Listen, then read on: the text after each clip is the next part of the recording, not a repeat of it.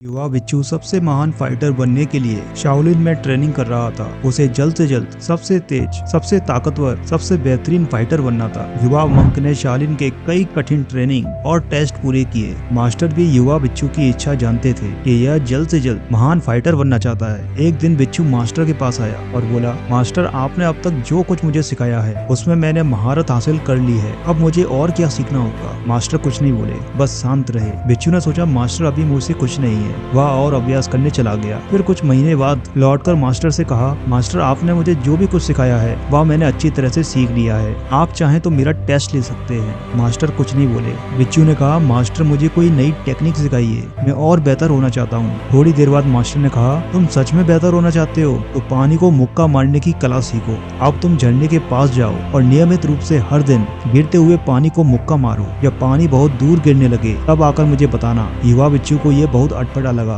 कि मैं इतना एडवांस फाइटर हूँ लेकिन मुझे इतना सरल कार्य क्यों दे रहे हैं। लेकिन वो अपने मास्टर को जानता था कि इसके पीछे कुछ गहरी सीख होगी। उसी दिन मंक ने दृढ़ निश्चय किया, पानी को मुक्का मारने का अभ्यास शुरू किया। मंक सुबह शाम झरने पर जाता और पानी को मुक्का मारता। ऐसा करते करते 6 महीने निकल गए। मंक बार बार प्रयास करता, बहुत शक्ति लगाता, लेकिन एक दूरी से ज्यादा पानी नहीं जाता। वह सोचने लगा, मैं बेहतर क्यों नहीं हो रहा? मास्टर ने मुझे अजीब सा अभ्यास क्यों दिया है? ना ही इससे मेरी कोई शक्ति विकसित हो रही है, ना ही मैं कोई कला सीख रहा हूँ। मॉन्क हर दिन एक ही अभ्यास से उबने लगा। मन ही मन सोचता कि ऐसा कब तक करना पड़ेगा? ना तो कोई लाभ मिल रहा है, ना ही कोई बदलाव दिख रहा है। मंक को फ्रस्ट्रेशन होता, उसकी लगन कमजोर पड़ने लगी। वो भूलने लगा कि इस अभ्यास में कोई सीख छुपी होगी। फिर एक दिन अभ्यास करते करते मॉन्क को विचार आया कि पानी तो बिना प्रतिरोध के किसी भी रूप में ढल जाता है। इस विचार से मॉन्क की आंखें चमक उठी। उसने खुद से कहा, अरे, मैं उस पानी को मुक्का मार रहा हूँ इसका असल में कोई रूप और आकार नहीं है। यानी मैं एक ऐसी चीज को मारने की कोशिश कर रहा हूँ जिसका कोई शरीर ही नहीं है। मॉन्क को तुरंत रियलाइज हुआ कि वह अभी तक अपनी इच्छा शक्ति जबरदस्ती पानी पर थोपने की कोशिश कर रहा था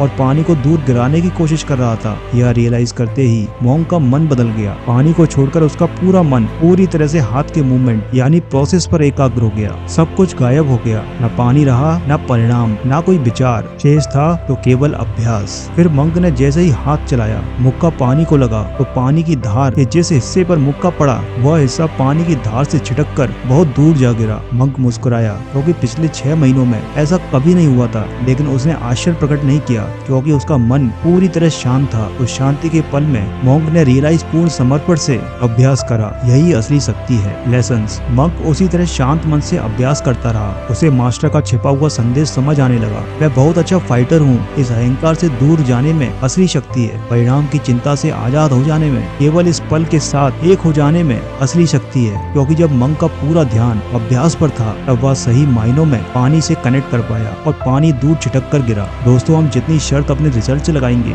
उतना ही मन को विचलित पाएंगे। हम सोचते हैं कि मैं इतनी मेहनत क्यों कर रहा हूँ, रिजल्ट क्यों नहीं मिल रहा है, अभी तक हो जाना चाहिए था। असल में जब आप यह सोच रहे हो तब आपका ध्यान और शक्ति व्यर्थ हो रही है। शाओलिन में कहते हैं, to determination is not about forcing things. असली शक्ति केवल और केवल पूर्ण समर्पण से अभ्यास करने में है। जब दिक्कत आए तो हमें क्या करना चाहिए? हमें सोचना चाहिए कि मैं क्या बेहतर कर सकता हूँ। वो कौन सी चीज है जिसे करते हुए मैं प्रेजेंट में नहीं रहता हूँ? वो कौन सा अभ्यास है और कर्म है जो मुझे करने की जरूरत है पर मैं अवॉइड कर रहा हूँ? ऐसा करके आप अपना ध्यान अभ्यास पर लाओ। प्रेजेंट में रहकर कर्म करने से आप जो भी रिजल्ट पाओगे वह अच्छे ही होंगे।